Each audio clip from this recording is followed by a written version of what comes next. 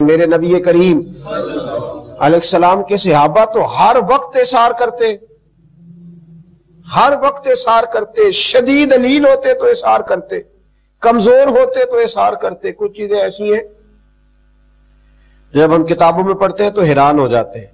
بیماری میں بھی اظہار ہے، کفن میں بھی اظہار ہے، قبر کی جگہ میں بھی اظہار ہے۔ تبوک کے موقع پر 6-7 صحابہ زخمی حالت میں پڑے تھے، شدید زخمی حالت۔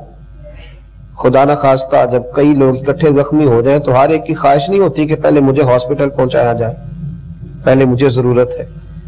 تو ایک صحابی کہتے ہیں کہ میں پانی لے کے نا زخمیوں کے پاس گیا، ایک زخمی کرا رہا تھا، اس کو کہا پانی پی لو، تو اس نے کہا یار میرے اندر تو قوت برداشت ہے، لیکن جو ساتھ میرا بھائی صحابی لیٹا ہے نا اس کو زیادہ ضرورت ہے۔ کہتے ہیں جب اس تک پانی لے کے گیا تو اس نے کہا میں برداشت کر لوں گا، ساتھ والا بوڑھا ہے اور زخم بھی زیادہ ہے۔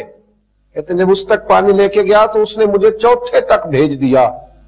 چوتھے کے پاس گیا تو وہ کہنے لگا وہ ان چاروں نے جس کا کلمہ پڑھا ہے نا میں نے بھی اسی رسول کا پڑھا ہے، میرے اندر بھی وہی جذبہ ہے، اگلے کو یعنی زخمی حالت میں، زخمی حالت میں۔ کب تک ان باتوں کو صرف سنا جائے گا اور ہم یہ شوق نہیں پیدا کریں گے کہ یہ کام کر لینا چاہیے۔ کہا میں ساتوں تک لے کے گیا اور جب میں ساتویں کے پاس کھڑا تھا تو وہ ہچکیاں لے رہے تھے موت کی اور مجھے کہہ رہے تھے کہ وہ پہلے کو پانی پلا دے، وہ زیادہ کمزور ہے۔ کہتے میں پانی لے کے پہلے کے پاس آیا تو روح پرواز کر گئی، دوسرے کے قریب آیا تو جنت کی طرف سفر مکمل ہو گیا، تیسرے کے پاس آیا تو شہادت کا درجہ مل گیا، چوتھے کے پاس آیا تو وہ بھی درود و سلام پڑھتا۔ روح حضرت سیدنا اسرائیل کے حوالے کر رہا تھا، کہتے ساتوں چلے گئے، پانی کا پیالہ میرے ہاتھ میں تھا، میں کبھی پیالہ دیکھتا کبھی ان جانے والوں کو دیکھتا اور پھر میرے لبوں پہ محمد عربی کا درود و سلام ہی جاری ہو گیا، رسول اللہ صلی اللہ علیہ وسلم کا درود و سلام جاری ہوا۔ کیا تربیت فرمائی ہے، کیا انداز اختیار کیا ہے۔ اگر آپ زیادہ توجہ فرمائیں میرے سننے والے تو ایک خاص بات، حضرت امیر حمزہ رضی اللہ تعالیٰ عنہ کی شہادت پر نبی پاک علیہ السلام بڑے ہی پریشان ہوئے تھے، حضور بڑا روئے تھے۔ 70-72 لوگوں کی شہادت ہوئی تھی تو نبی پاک علیہ السلام نے حضرت امیر حمزہ رضی اللہ تعالیٰ عنہ کی میت مبارک کو جسد اطہر کو سامنے رکھ لیا اور ہر جنازے کو حضور فرماتے یہاں لا کے رکھو۔ جنازہ رکھا جاتا تو حضور جنازہ پڑھاتے، پھر دوسرا جنازہ پڑھاتے، تیسرا، 70 لوگوں کا جنازہ پڑھا اور حضرت امیر حمزہ کی میت مبارک پڑی رہی، یعنی ان پر 70 مرتبہ میرے نبی نے نماز جنازہ ادا فرمائی۔ ان کا وجود کاٹ دیا تھا کفار نے، کاٹ دیا تھا۔ حضرت صفیہ جو حضور کی پھپھو ہیں، حضرت زبیر بن عوام کی والدہ، وہ دوڑی ہوئی آئیں اپنے بھائی کو دیکھنے کے لیے۔ نبی کریم علیہ السلام نے کہا حضرت زبیر سے ماں کو روکو، یہ بہن ہے، یہ بھائی کا یہ روپ نہیں دیکھ سکیں گی، آنکھیں نکل گئی ہیں، کان کاٹ دیے گئے، یہ بہن ہے، اس سے دیکھا نہیں جائے گا۔ تو حضرت صفیہ نبی کریم علیہ السلام سے عرض کرنے لگی جو امیر حمزہ سے آپ کا پیار تھا اسے بھی میں جانتی ہوں، اور اگر آپ نے دیکھ لیا تو میں بھی دیکھ ہی لوں گی، اور میرا بھائی تو اللہ کے راستے میں گیا ہے، اسے تو شہادت کی موت ملی۔ پھر قریب آئیں اور قریب آ کے کھڑے ہو کے کہا اللہ اس قربانی کو قبول فرما، اللہ ان کے درجات بلند فرما۔ 2 چادریں کفن کی، کفن کے لیے 2 چادریں، یہ اسلام پر غربت کا زمانہ ہے، کفن کا کپڑا بھی میسر نہیں۔ 2 چادریں حضرت صفیہ لائیں اور کہا کہ میرے بھائی کو اس میں کفن دے دو۔ حضرت زبیر بن عوام فرماتے ہیں نبی کریم علیہ السلام جب کفن دینے لگے تو قریب ایک اور صحابی تھے، ان کی لاش بھی پڑی تھی جن کو کفن میسر نہیں تھا، تو محبوب فرمانے لگے مجھے گوارا نہیں ہوتا کہ چچا کو تو کفن دے دوں، تو میرا یہ صحابی بغیر کفن کے چلا جائے، اس کو کفن دے دوں اور یہ بغیر کفن کے چلا جائے۔ 2 چادریں، ایک بڑی ہیں ایک چھوٹی ہیں، دونوں کے قد بڑے ہیں، اب کیا کیا جائے؟ میرے مصطفیٰ کریم علیہ السلام نے فرمایا قرآن اندازی کرو، قرآن ڈالو۔ تو کہتے ہیں قرآن ڈالا کہ کون سی چادر کس کو دینی ہے، تو بڑی چادر اس صحابی کا نام نکل آئی۔ دیکھو تاریخ عالم نے یہ نظارے بھی دیکھے کہ حضرت امیر حمزہ کے حصے میں چھوٹی چادر آئی، یہ اثار میرے نبی پاک کا، کفن میں بھی اثار، کفن میں بھی، کفن میں بھی، وہاں زخموں میں اثار ہے، یہاں کفن میں اثار۔ میرے کریم رسول अलैहिस्सलाम ने फरमाया कि अब छोटी चादर से हजरत अमीर हमजा को कफन दिया जाएगा। छोटी चादर जब ओढ़ी, सर ढांपते थे तो पैर नंगे हो जाते थे, पैर ढांपते थे तो सर नंगा होता था। महबूब ने फरमाया सर ढांप दो और पैरों पे घास डाल दो और मेरे चचा की कब्र बंद करो, अल्लाह इन्हें जन्नत का लिबास अता फरमाने वाला है, जन्नत का। यहां तक इसार होता था, यहां तक गोया कफन डालने में भी इसार, और मैंने जो बात कही ना कि कब्र में भी इसार करते थे। अमीरुल मोमिनीन खलीफतुल मुस्लिमीन, इस उम्मत का बहुत बड़ा हीरो हजरत उमर फारूक रज़ी अल्लाह ताला अन्हु, जख्म लग गया, एहसास हो गया कि अब शायद विसाल हो जाएगा। अपने साहिबजादे से कहने लगे सैयदा आयशा सिद्दीका के पास जाए।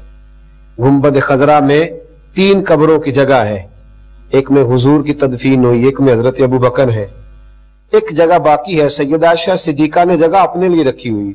कितनी बड़ी जगह है जो गुंबद खजरा में मौजूद है। तो हजरत उमर के साहिबजादे गए, जाके कहा अम्मा जी अब्बा जी का आखिरी वक्त है, अगर आप इजाजत दें तो हुजूर के गुंबद में दफन होना चाहते हैं। जनाब आयशा रो पड़ी, कहने लगी कोई कब्र का इसार तो नहीं ना करता, और कब्र की वो जगह जो गुंबद खजरा में हो, जहां नबी करीम अलैहिस्सलाम के जलवे हों, लेकिन उमर से कहना तुमने इस्लाम की बड़ी खिदमत की है, मैं कब्र की जगह की भी कुर्बानी देती हूं, मैं इसार करती हूं, मैं देती हूं वो जगह। तो मेरे भाई, उन्होंने रोजी रोटी में सिर्फ इसार नहीं किया, उन्होंने तो जख्मों की हालत में भी इसार किया, कफन के कपड़ों में भी इसार होता रहा, कब्र की जगहों पर भी इसार होता रहा।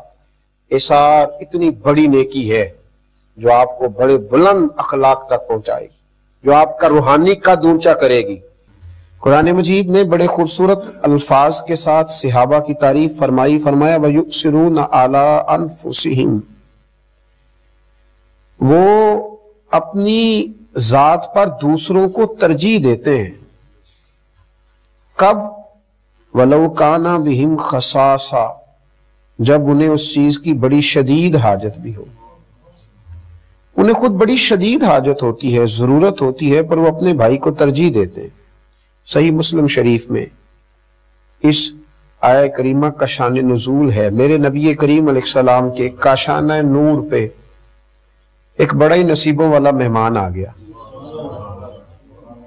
उसके लबो लहजे में और उसके आने में महसूस ये होता था कि भूखा है, खाना चाहता है। हुजूर अलैहिस्सलाम फौरन अज़वाज मुतहरात के घरों में ये पैगाम दिया कि कुछ खाने को है तो भेजा जाए। दो जहां के शाह हैं पर पास कुछ रखते नहीं, दो जहां की नेमतें हैं इनके खाली हाथ में। जवाब ही आया कि या रसूल अल्लाह सल्लल्लाहु अलैहि वसल्लम, वो जो आपका फकर इख्तियारी है ना, उसके सबब से कई दिनों में घर में खाना नहीं पका।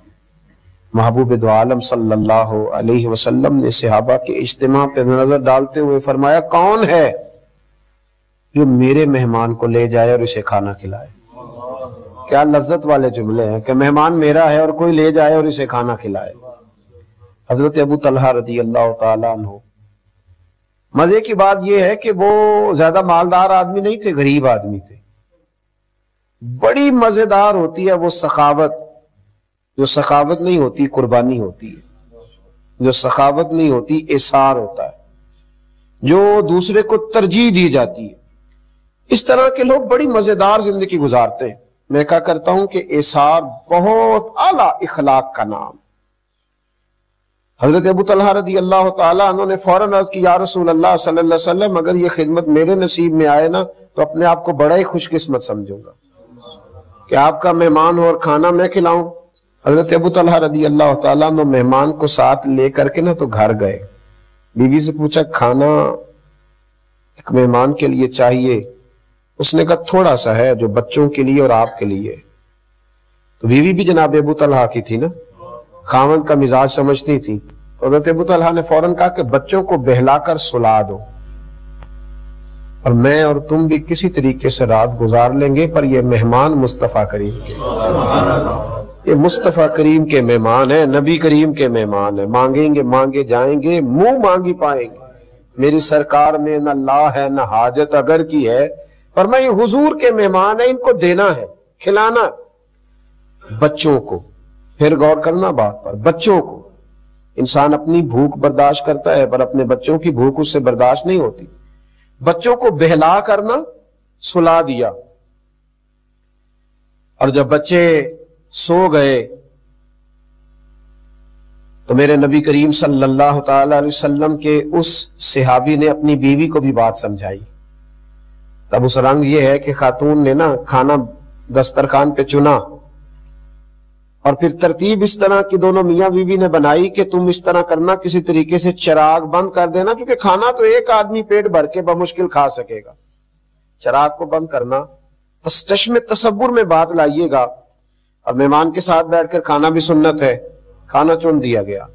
حضرت ابو طلحہ رضی اللہ تعالیٰ عنہ کی زوجہ اٹھی اور کسی کام کے بہانے چراغ کو بجھا دیا. دونوں میاں بیوی ہاتھ ہلاتے رہے. یہ باتیں ہم کر لیتے ہیں، سن لیتے ہیں، کبھی ان کا ذائقہ تو لیا کریں، اس کی ذرا لذت تو محسوس کریں کہ بچے بھوکے سلا دیے، خود دسترخوان پہ بیٹھے، ہاتھ بھی ہل رہے ہیں، منہ بھی ہل رہا ہے. لوگ اداکاریاں کرتے ہیں لوگوں کو اپنا بنانے کے لیے، اداکاریاں کرتے ہیں، اور یہاں یہ لوگ کیا کر رہے ہیں؟ یہ رسول اللہ کو راضی کرنے کے لیے آنے ہیں، نبی کریم کو راضی کرنے کے لیے. اور اپنی بھوک دیکھیں نا، لوگ رو کے کہتے ہیں پیسہ ہوتا ہے تو رو کے کہتے ہیں میرے پاس نہیں ہے، میرے پاس نہیں ہے، میں کچھ نہیں دے سکتا. اور ان کے پاس نہیں ہے پھر بھی کہہ رہے ہیں کہ لے لو، ہم تو دینا چاہ رہے ہیں، خود بھوکے سو لیں گے. میرے نبی کریم علیہ السلام کے غلام نے مہمان کو پیٹ بھر کے کھانا کھلایا. اور جب آپ اخلاص والا معاملہ کرتے ہیں نا، احسار والا معاملہ کرتے ہیں، تو پھر آپ کو دنیا سے ڈگری لینے کی ضرورت نہیں پڑتی. پھر وہ کمزور آدمی ہے جو یہ سوچتا ہے کہ مجھے لوگوں سے تھوڑی ڈگری لینی چاہیے، لوگ میری تعریف کرے کہ میں بڑا سخی ہوں. حضرت ابو طلحہ فرماتے ہیں رات مہمان کو کھانا کھلایا، سو گئے. صبح نماز کے وقت مرتب ترتیب کے ساتھ میں اٹھا، لیکن جب مسجد نبوی صلی اللہ علیہ وسلم نے پہلا قدم رکھا تو مجھے بتانا نہیں پڑا. نبی کریم علیہ السلام نے فرمایا ابو طلحہ، تیرا اور تیری بیوی کا رات والا عمل خدا کو بھی بڑا پسند آیا ہے، اور محمد مصطفیٰ کو بھی بڑا ہی پسند آیا صلی اللہ علیہ وسلم، بڑا پسند آیا ہے عمل رات. فرمایا اللہ نے قرآن نازل کر دیا. رب فرماتا وَيُؤْثِرُونَ عَلَىٰ أَنفُسِهِمْ وَلَوْ كَانَ بِهِمْ خَصَاصَةٌ. فرمایا وہ لوگ اپنی ذات پر دوسروں کو ترجیح دیتے تا چاہے انہیں شدید حاجت ہی کیوں نہ ہو. شدید دیکھیں نا، مزہ بھی اسی چیز کا ہے. اگر کچھ تھوڑا سا سائڈ سے نکال کے آپ کسی کو دے بھی دیں تو یہ کمال تھوڑا ہے. میرے پاس پڑے ہوئے تھے 50,000 تو میں نے 2,000 خرچ کر دیے تو یہ کمال تھوڑا ہے. میرے پاس چند چیزیں پڑی ہوئی تھی تو ایک مجھے پسند تھی، ایک نا پسند تھی، تو چلو یہ کون سا میں پہنتا ہوں کسی کو دے دی تو یہ کوئی کمال ہے؟ اللہ تو فرماتا ہے لن تنالوا البر حتی تنفقوا مما تحبون. اگر کسی نیکی تک پہنچنا ہے نا، دیکھیے فرمایا اگر نیکی تک پہنچنا ہے تو پھر سنو، تم ہرگز نیکی تک نہیں پہنچ سکتے جب تک اپنی پیاری چیز راہ خدا میں خرچ نہ کرو. مما تحبون، وہ خرچ کرنی ہے جس سے تمہیں محبت ہو گئی، وہ چیز تم نے خرچ کرنی ہے جس سے تمہیں محبت ہو گئی ہے. لن تنالوا البر، ورنہ تم نیکی تک پہنچ سکتے. پھر ٹھیک ہے، تم اپنے دل کو مطمئن کر لو، اپنے آپ پہ راضی ہو جاؤ کہ میں نے یہ کر لیا ہے، لیکن تم خیر تک نہیں پہنچ سکتے. اگر نیکی تک پہنچنا ہے تو پھر تو اپنی محبوب چیز، پیاری چیز اللہ کے راستے میں خرچ کر